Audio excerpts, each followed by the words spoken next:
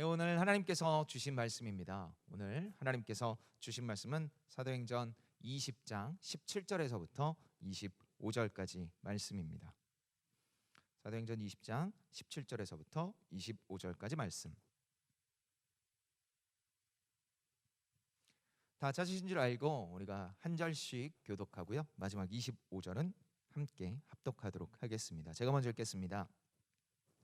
바울이 밀레도에서 사람을 에베소로 보내어 교회 장로들을 청하니 오매 그들에게 말하되 아시아에 들어온 첫날부터 지금까지 내가 항상 여러분 가운데서 어떻게 행하였는지를 여러분도 아는 바니 곧 모든 겸손과 눈물이며 유대인의 관계로 말미암아 당한 시험을 참고 주를 섬긴 것과 유익한 것은 무엇이든지 공중 앞에서나 각 집에서나 거리낌 없이 여러분에게 전하여 가르치고 유대인과 헬라인들에게 하나님께 대한 회개와 우리 주 예수 그리스도께 대한 믿음을 증언한 것이라. 보라, 이제 나는 성령에 배어 예루살렘으로 가는데 거기서 무슨 일을 당할는지 알지 못하노라. 오직 성령이 각 성에서 내게 증언하여 결박과 환난이 나를 기다린다 하시나 내가 달려갈 길과 주 예수께 받은 사명 곧 하나님의 은혜의 복음을 증언하는 일을 마치려 하면은 나의 생명조차 조금도 귀한 것으로 여기지 아니하노라. 다 같이 읽겠습니다. 보라, 내가 여러분 중에 왕래하며 하나님의 나라를 전파하였으나 이제는 여러분이 다 내 얼굴을 다시 보지 못할 줄 아노라. 아멘. 오늘 하나님께서 주신 말씀인 사도행전 20장 17절에서부터 25절까지 말씀을 가지고 비아 돌로로사 알고도 가는 길이라는 제목으로 하나님의 말씀 잠시 나누도록 하겠습니다.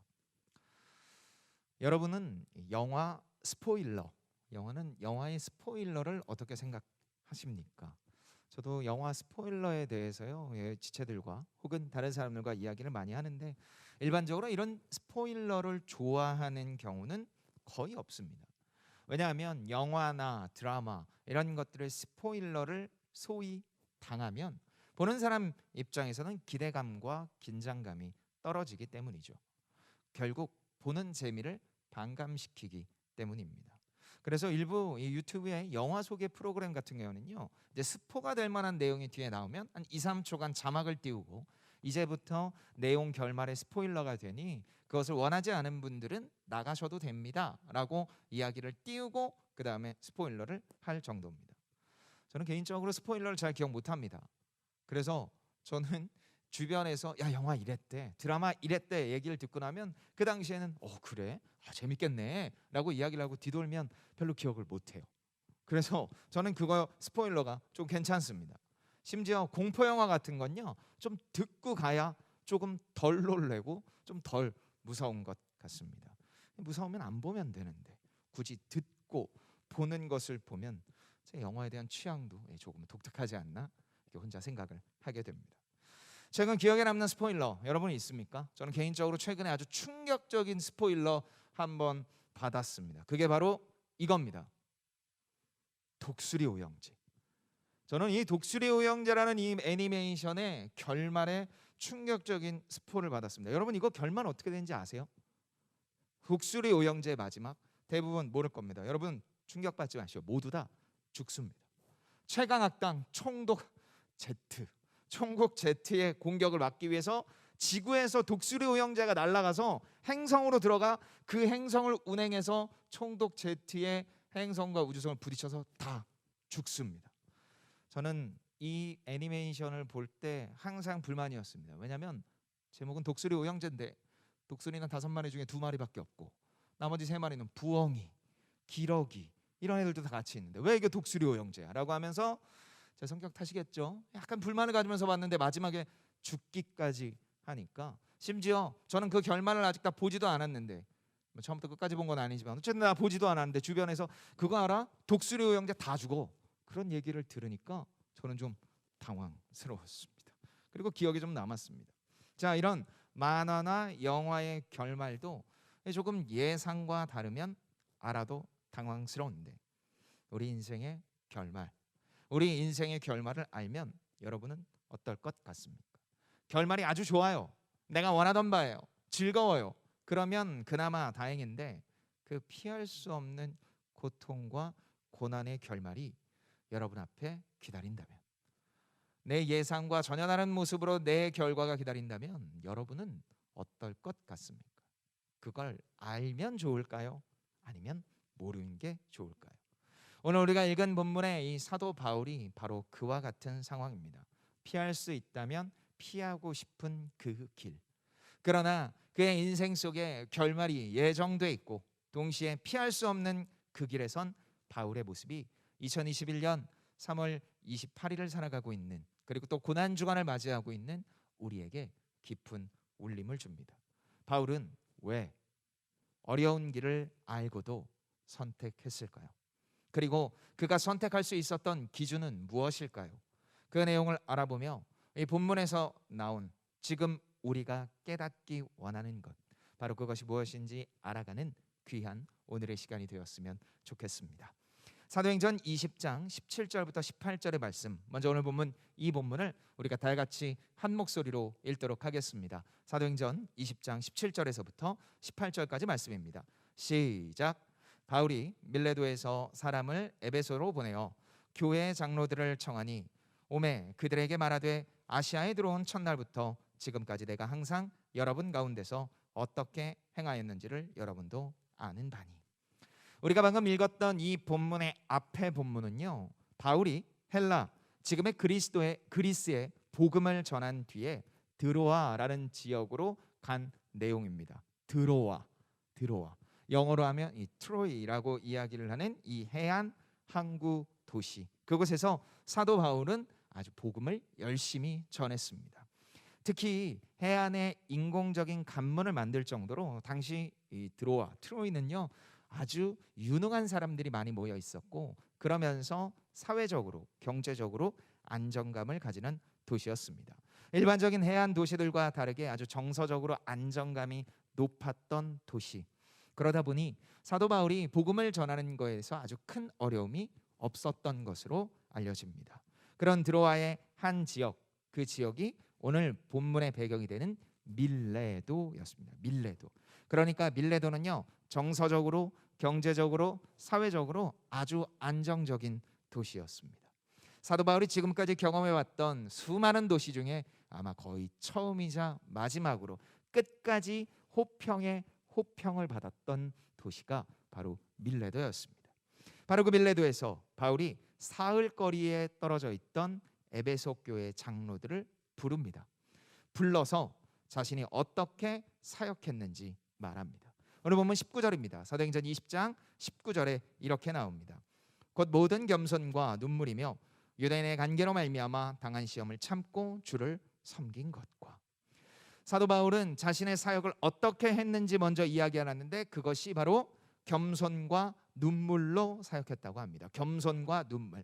여러분 겸손이라고 이야기를 하면 그 겸손을 내가 생각하고 상상한 것들이 있지 않습니까? 그러나 성경은 여기서 겸손이라는 단어를 쓰는데 그 겸손의 뜻이요, 하나님이 인간을 생각하는 것처럼 여겼다. 그러니까 성경에서 얘기하는 겸손은 낮아지고, 그리고 내가 뭔가 저 사람에 비해서 조금 더 성숙한 모습을 보이는 게 겸손이 아니라 하나님이 인간을 여기는 것처럼, 하나님께서 인간을 바라보는 시선으로 나도 그 시선을 상대방을 바라보는 것, 그것이 바로 겸손입니다.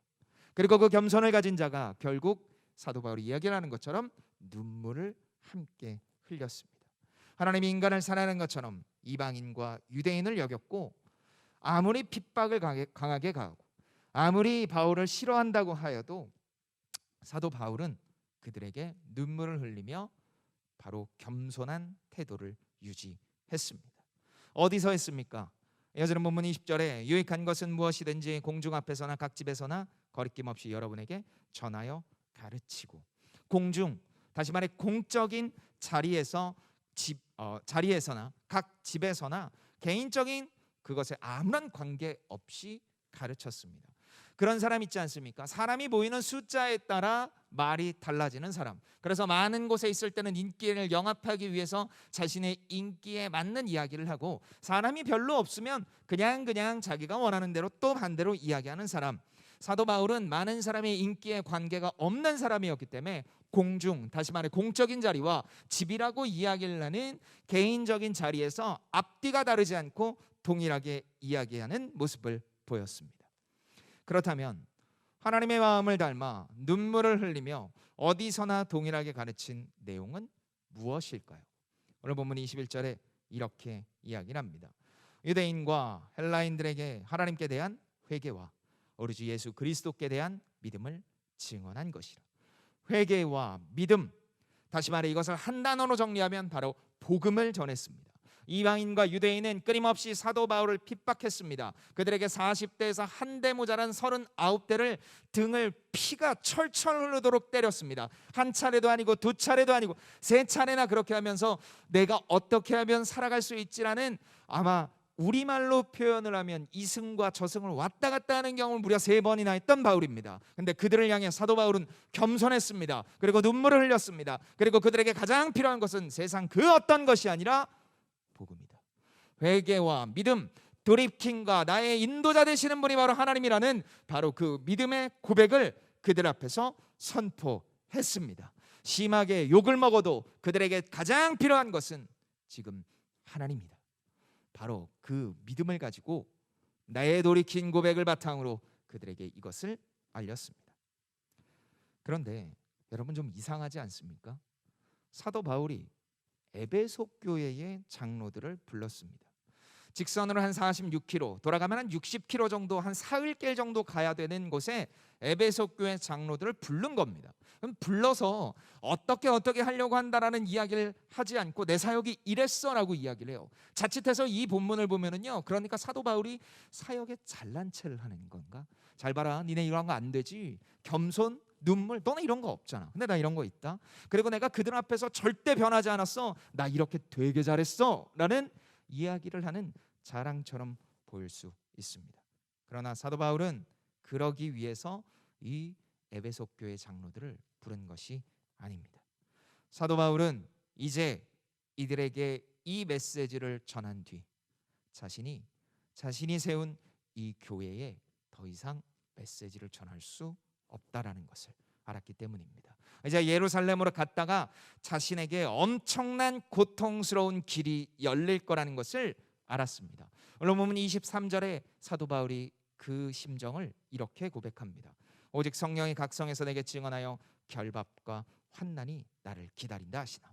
성령께서 사도 바울에게 이야기하셨습니다. 너는 이제 결박과 환난의 길로 가게 될 것이다. 결박과 환난은 당시 죄인들이 받는 것입니다.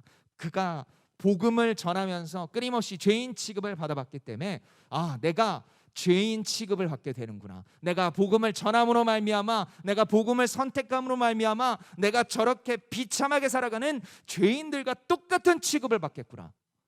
밥과 잠과 모든 것들이 없어진 죄인과 똑같은 삶을 살겠구나라는 것이 그에게 들려왔습니다.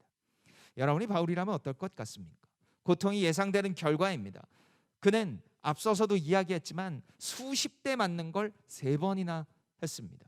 그냥 단순히 옆에서 때리는 게 아니라요, 엄청나게 무거운 쇳덩이가 끝에 달려있고, 그리고 그 쇳덩이가 등에 박혀서 철철철 피가 나는 게 한 번이면 충분했는데 그걸 39대를 맞았으니 등은 완전히 피투성이가 되어져 있었을 겁니다. 그런데 사도 바울은 유대인들이 그렇게 핍박을 받으면 저주받았다고 생각할까봐, 그래서 복음을 듣지 않을까봐 그 위에 천을 덧대고 옷을 입고 안 아픈 것처럼 복음을 전했습니다. 그러면서 그것을 뗄 때 소리를 질렀다라고 다른 책에서는 이야기를 하더라고요. 그렇게 고통스러운 바울입니다. 그런데 그가 이제 이 시간을 지나서 또다시 죄인 취급을 받고, 아니 지금까지 받은 것보다 훨씬 더 심각한 죄인 취급을 받을 텐데 그가 과연 어떤 선택을 할까요? 제가 바울이라면요, 저는 당장에 지금 이 음성 앞에 반대로 뛰어갈 것 같습니다. 대표적으로 구약의 요나처럼 말이죠. 다른 배를 타는 거예요. 그 다른 배를 타서 어떻게든 도망치고 싶었을 것 같습니다. 물론 압니다. 뻔히 나중에 배가 좀 좌초될 위기도 있고 큰 물고기에 들어가기도 해요. 그래서 그렇게 삥삥 돌아서 가는 게 지금 당장 내가 그 힘든 고통, 그 어려운 거 있을지라도 내가 가겠습니다라고는 용기와 힘이 안 나올 것 같다는 겁니다. 어떤 상황보다 겁이 나는 상황이기 때문에 하나뿐인 세상에서 가장 소중한 생명을 이제는 잃을 것 같은 불안감에 휩싸여 하나님의 방향과 반대로 도망갈 것 같습니다. 하지만 바울은 아니었습니다. 그는 오늘 본문 24절에 이렇게 고백합니다. 우리가 다 같이 한 목소리로 읽도록 하겠습니다. 사도행전 20장 24절의 말씀입니다. 시작. 내가 달려갈 길과 주 예수께 받은 사명 곧 하나님의 은혜의 복음을 증언하는 일을 마치려 하면은 나의 생명조차 조금도 귀한 것으로 여기지 아니하노라. 누구나 자신의 생명을 귀중하게 여깁니다. 그러나 바울은 이 생명보다 더 소중하다, 이 생명보다 더 귀한 게 있다. 그것이 바로 사명이며 그 사명은 이방인과 유대인에게 복음을 전할 사람, 그 사람으로 내가 부르심을 받았고 그리고 나는 그 사명 때문에 이 길을 갈 수 있다. 바로 그렇게 이야기를 합니다. 지금 바울은 다시 없을 안정적인 환경 속에 있었습니다. 이 배경이 되는 데살로니가의 경제적 후원으로 말미암아 그가 가지고 있었던 텐트 메이커, 그러니까 천을 끼우고 아주 고급 인력으로서 살아가는 것도 안 해도 됐어요. 경제적으로는 풍족했어요. 그리고 또 언제나 옆에서 도사리던 유대인과 이방인의 핍박의 칼날도 그를 비켜갔습니다. 다시 없을 안정적인 곳입니다. 그래서 그가 전하는 복음과 내용들을 들으면서 많은 사람들이 변하고 있었습니다. 그런데 하나님이 사도 바울에게 그 안정적인 곳을 벗어나 가장 안전하지 않은 죄인 취급을 받을 곳으로 가라고 합니다. 누구처럼요? 바로 예수 그리스도처럼. 바로 예수 그리스도께서 십자가를 지고 걸어가셨던 것처럼 말입니다.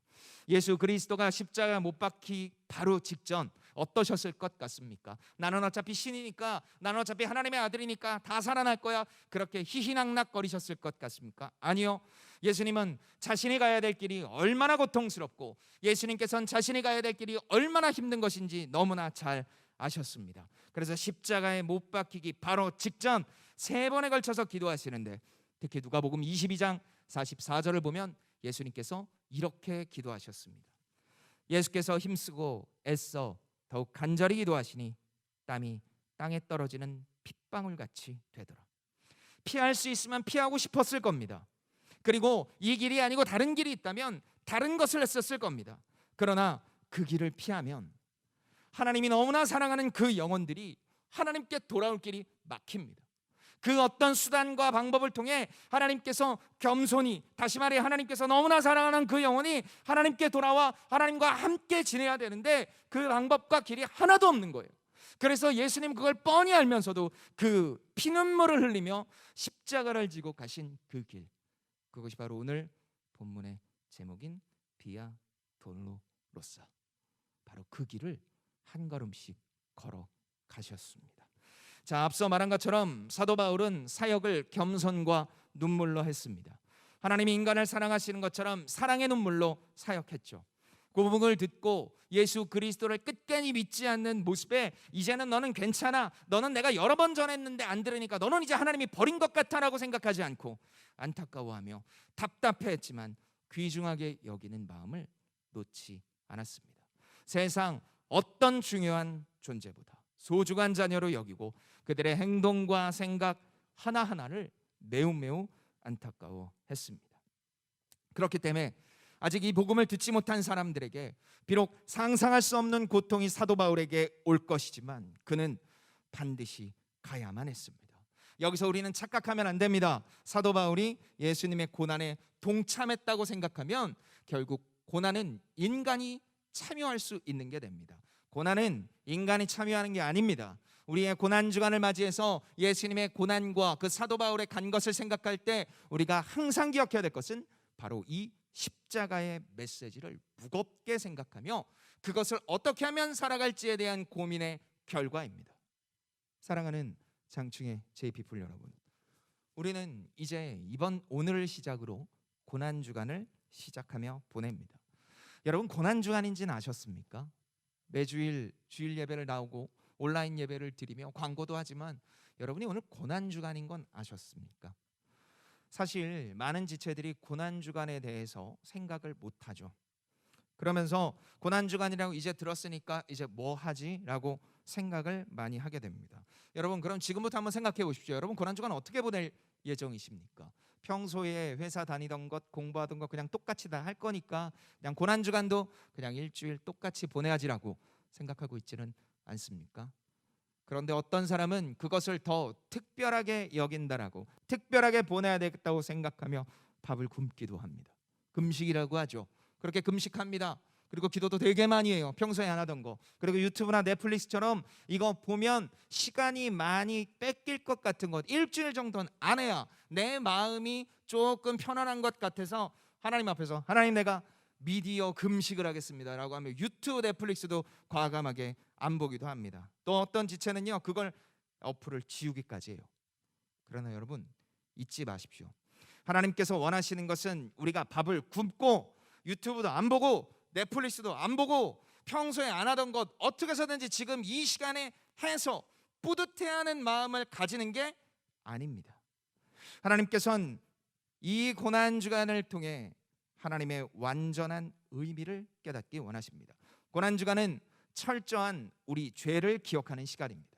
단순히 하나님을 따르지 않는 것을 넘어서 하나님의 마음과 반대로 전력 질주하고 있었던 우리의 삶을 멈추는 시간입니다. 그리고 멈춘 뒤에 정말 내가 하나님의 길을 가고 있는지, 그리고 내가 하나님의 뜻을 따르고 있는지 끊임없이 점검할 수 있는 시간이 되어야 합니다. 바울이 하나님의 마음으로 사람을 보는 것, 그리고 오늘 사도 바울이 자신을 끊임없이 핍박하며 그리고 끊임없이 고난을 주었던 유대인과 이방인들을 겸손과 눈물로 바라보며 그들에게 필요한 것은 하나님 앞에서의 회개다라고, 그리고 하나님을 믿는 것이라고 이야기를 한 것처럼 우리의 삶이 그렇게 되어져 있는지 우리는 끊임없이 돌이켜보고 받아야 합니다. 바울이 유대인의 협박을 받고 40대에서 한 대 빠지는 그 39대를 3차례나 맞은 뒤 사도 바울이 그들에게도 복음이 필요하다고 여길 수 있었던 것, 그리고 사도 바울이 본인의 생명을 잃으면서까지 뻔히 어렵고 힘든 걸 알면서 나중에 내가 죽을 걸 알면서도 그가 그 길로 걸어갈 수 있었던 건 사도 바울이 바로 이 복음으로 말미암아 자신이 얼마나 소중한 존재인지, 하나님 앞에서 내가 얼마나 소중한 존재인지를 깨달았기 때문입니다. 하나님의 찢어지는 고통, 그래서 십자가를 아주 고통스럽게 올라가신 그 이유로 말미암아, 그 일을 믿음으로 말미암아 내가 원래 저렇게 됐어야 됐는데 내 대신 예수 그리스도께서 그렇게 십자가에 못 박혀 죽으셨다.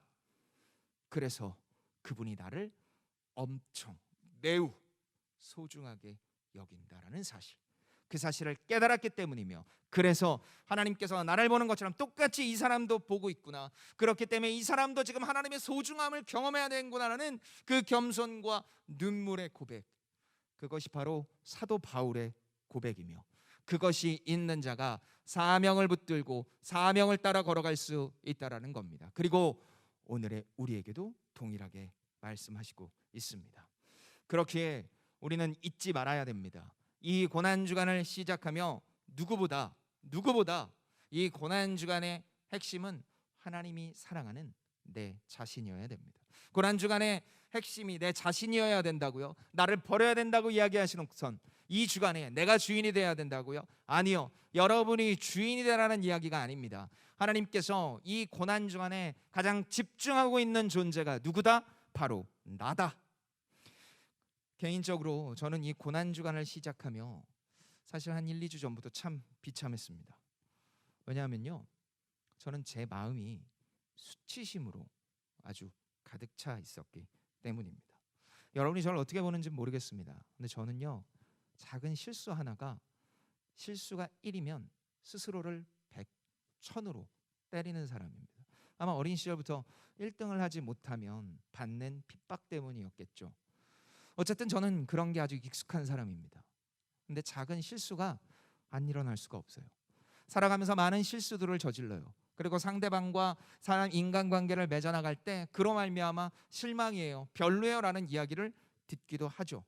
근데 그러고 나면 그 사람을 함께 어떻게 하면 이 은혜 안에 거하게 하지라는 고민을 하기보다 나 때문이구나, 내가 이렇게 잘못했기 때문이구나 라고 하며 눈치를 보기 시작하고, 아주 가끔 상대방이 나를 별로 좋아하지 않는 감정을 느낄 때마다 못난 자녀로 여기며 얼마나 스스로를 많이 채찍질했는지 모릅니다. 고통스러웠어요.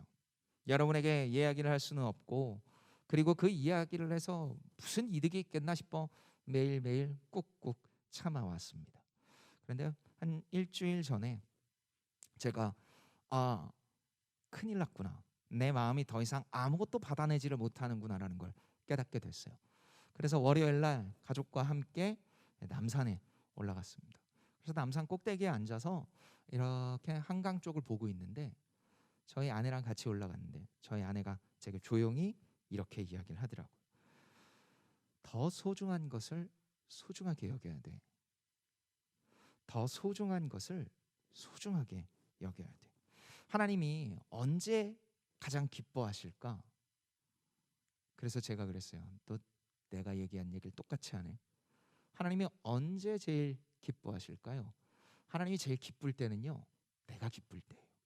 그러면 내가 지금 나를 스스로 채찍질하면서 내가 지금 이렇게 못해서 사람들이 어려움을 겪고 있어, 그리고 내가 어떻게 이렇게 실수를 하고 있어 라고 끊임없이 내가 채찍질을 할 때, 하나님께서는 그래 너 그럴 줄 알았어, 그러니까 넌 좀 더 채찍질을 받아야 되라고 이야기를 하지 않고, 하나님께서도 하나님을 채찍질하시며 아파하고 계신다. 그러니까 지금은 채찍질을 할 때가 아니라 하나님의 사랑을 느껴야 될 때 아니냐라고 제게 이야기를 했습니다. 예수가 그것 때문에 십자가에 못 박히셨는데 다시 그 길을 가는 저의 모습이 안타까웠던 것 같습니다. 그날 저녁 참 많이 혼자 울었습니다. 밤에 불을 꺼놓고 거실에 앉아 참 많이 울었습니다. 왜 울었냐면요, 하나님의 이 겸손, 사도 바울이 이야기를 했던 하나님의 시선을 제가 아주 조금은 느꼈기 때문입니다. 그리고 제게 마치 이렇게 얘기하시는 것 같았어요. 사랑하는 내 아들아, 의정아, 사랑한다. 그리고 너무 그렇지 않아도 돼. 내가 너를 엄청 사랑해. 제가 그 마음을 느끼고 주저앉아 울며 하나님 앞에 기도했던 건, 하나님이 나를 소중히 여기는 것만큼 내가 나를 소중히 여기게 하여 주시옵소서라고 많이 기도했습니다. 아마 이번 고난주간을 통해 저의 1번의 기도 제목 또한 이 기도 제목이 될 겁니다. 깊은 회복을 기대하며 기도하고 있습니다.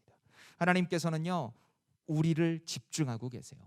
지금 이 고난주간에 하나님께서 우리에게 하시고자 하는 얘기는요, 너 이 고난주간에 어떻게든지 십자가를 느끼기 위해 너가 좀 고통스러워야 돼, 어려워야 되라고 이야기를 하시는 것이 아니라, 이 고난주간을 통해 사랑하는 내 자녀야, 내가 너를 집중하고 있다, 내가 너를 엄청 사랑해, 무척 사랑해, 세상과 비교할 수 없을 정도만큼 내가 널 사랑하는데 너는 너를 어떻게 생각하느냐. 하나님께서는 그 질문을 하고 계세요. 그와 동시에 상대방, 다시 말해서 내가 정말 싫어하는 사람, 나를 향해 끊임없이 핍박을 하는 사람, 나를 향해 안 좋은 이야기를 하는 사람, 그리고 내가 하지도 않았는데 그 하지도 않은 이야기를 주변에 마구 흘려다니면서 나를 곤란하게 만들려고 하는 사람, 그런 사람들도 동일하게 하나님의 자녀로 하나님이 사랑하는 자라는 사실을 인지하며 살아갈 수 있는 한 주간이 되라고 이야기하시는 겁니다. 여러분 주위에 참 미운 사람들이 있습니다. 뭐 주지 않아도 미운 사람 이런 거 말고요, 진짜 내가 하지도 않았는데 내가 했다고 이야기를 하며 여기는 사람, 뭐 직장 상사일 수 있고 친구일 수 있고 가족에도 있을 수 있습니다. 그 수많은 사람들을 향해 하나님께서는, 야, 내가 너 소중하게 여기니까 저 사람 미워해, 너 내가 소중하게 여기니까 그 사람하고 놀지 마, 이렇게 얘기하시는 게 아니라, 그런 사람이 나타날 때마다 하나님께서는 단 한마디를 하십니다. 저 사람도 내가 사랑한다. 너가 나의 사랑을 아느냐? 그러면 동시에 그 사랑을 저들에게도 전하고, 그리고 동일하게 너처럼 사랑하는 존재라는 사실을 잊지 말아라 라고 이야기하고 있습니다. 이제부터 시작되는 고난주간, 이 고난에 참여한다고 말을 하며 정신적, 육체적 고통을 스스로에게 주는 것, 곧 주변에 이야기를 하는 것은 우리 인생의 주인이신 하나님을 가장 어렵게 만드는 일입니다. 하나님은 우리를 끝까지 포기하지 않으십니다. 믿으십니까? 그렇다면 그 믿음을 가진 자답게 이 고난주간 여러분께 과감히 도전합니다. 하나님의 사랑을 묵상하십시오. 하나님이 나를 얼마나 사랑하는지, 지금 상황 속에서 하나님이 나를 얼마나 사랑하시기에 자신의 독생자까지 주셨는지에 대한 이 깊은 묵상, 그리고 그 깊은 묵상으로 말미암아 나의 삶의 이유와 목적을 되찾고 길을 걸어가는 자, 사명을 다시 한번 회복하는 우리 하나님의 공동체인 이 장춘교회 JP풀의 청년들이 되기를 예수님의 이름으로 축복합니다. 우리 시간에 잠시 찬양하고 기도할 텐데요. 방금 전에 우리가 찬양을 하며 했던 찬양입니다. 주보혈 날 정결케 하고라는 찬양입니다. 여러분, 예수 그리스도의 보혈은요, 그냥 단순히 인간의 피와 다릅니다.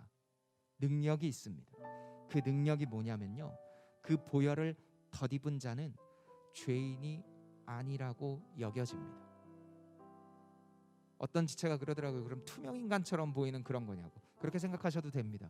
보혈을 덧입음으로 말미암아, 믿음으로 덧입음으로 말미암아 우리는 죄 없는 자라고 여김을 받으시.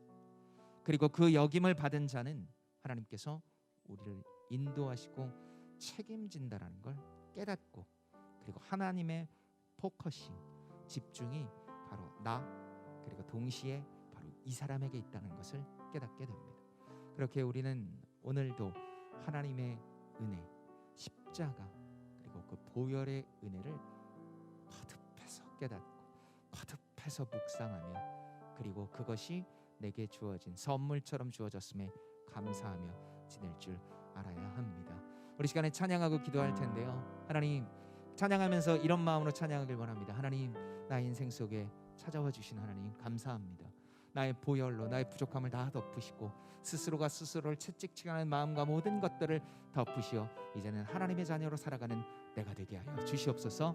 그렇게 소망하는 마음으로 주보혈 날 정결케 하고 찬양하도록 하겠습니다. 주보혈 날 정결케 하고, 주보혈 날 자유케 하니, 주 앞에 나 예배하는 이 시간, 나의 모든 것을 주께 드리네. 주의 손 날 위에 지키셨고, 주의 발 날 위에 맡기셨으니,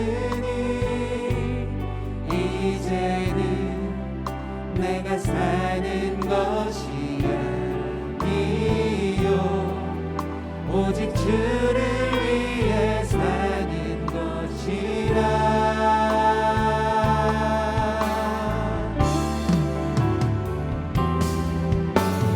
주의 손에 나의 손을 보내고, 또 주의 발에 나의 발을 보내요. 나 주와 함께 죽고 또 주와 함께 살리라. 영원토록 주 위에 살리. 주의 손에 나의 손에, 주의 손에 나의 손을 보내고, 또 주의 발에 나의 발을 보내요. 나 주와 함께 죽고 또 주와 함께 살리라. 영원토록 주 위에 살리라. 주 위에 살리라. 이 시간에 마스크를 낀 채로 잠시 기도했으면 좋겠습니다. 큰 소리로 하지 않아도 상관없는데요. 여러분, 간절한 마음으로 아주 작지만 본인이 들릴 수 있는 목소리로 기도했으면 좋겠습니다. 여러분은 이 고난 주간을 어떻게 보내려 계획하고 있습니까? 무엇인가를 할까요? 아니면 그냥 이전과 똑같이 흐르는 대로 보낼까요? 하나님은 이번 고난 주간을 우리에게 허락하시며 모두에게 한 가지 이야기를 하고 계십니다. 정말 내가 사랑하는 걸 너가 알고 있느냐? 세상 그 어떤 것과도 내가 너를 바꾸지 않는데, 십자가에 죽으면서까지 내가 너를 사랑하는데 너는 내 사랑을 깨닫고 있느냐? 그 사랑에 잠겨 있느냐라고 묻고 계십니다. 사랑에 잠겨야 됩니다. 잠기지 않으면 저처럼요, 끊임없이 작은 실수, 작은 관계에 틀어지면요, 나 때문이라고 여기며 하나님의 마음을 아프게 하는 것들을 얼마나 많이 하는지 몰라요. 그런데 하나님은 오늘 우리에게 이야기하시잖아요. 내가 너를 엄청 무지막지하게 사랑해. 그러니까 제발 이것 좀 알았으면 좋겠어요. 세상이 어떻게 이야기를 해도 내가 너를 보증해. 세상이 어떻게 그 길을 간다고 해도 내가 너를 사랑해. 세상이 어떻게 너를 향해 손가락질한다고 해도 너 그렇게 하면 안 돼, 이제는 늦었어, 너 그렇게 하면 안 되라고 끊임없이 이야기하는 그들을 향해 하나님께서 보증하시며 앞에 서서 십자가에 내 아들을 내가 직접 못이 박힐 만큼 이 자녀를 사랑하니 그러니 너는 너를 사랑하라. 이만큼. 동시에 여러분 주위에 여러분을 어렵게 하는 사람들이 있습니까? 여러분은 그들을 위해 얼마나 기도했습니까? 그들이 마음을 바꿔서 나한테 무릎 꿇으라고 기도하는 게 아니라 그도 하나님의 사람임을 내가 알 수 있도록 해달라고 여러분은 얼마나 기도했습니까?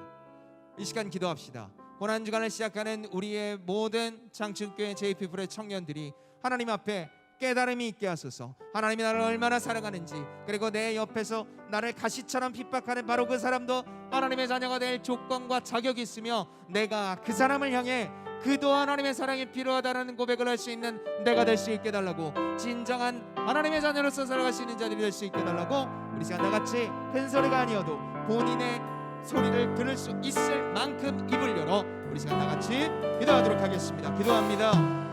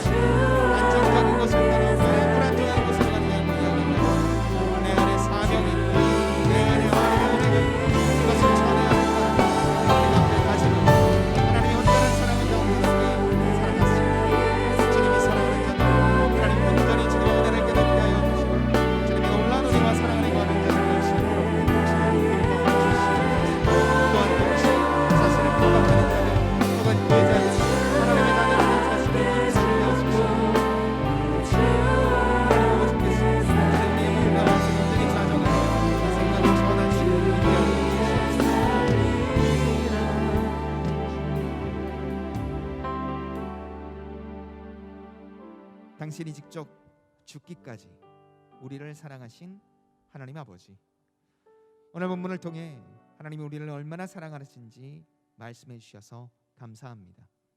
사도 바울은 자신의 영혼과 상대방의 영혼이 하나님께 얼마나 소중한 존재인지 알았습니다. 그래서 고통스럽지만 그 소중한 존재가 십자가의 보혈의 은혜를 알아야 했기에 그는 안정적인 곳을 떠나 불안정한 곳으로 갔습니다. 이것이 사명이며 또 동시에 우리가 회복하고 붙들어야 할 것입니다.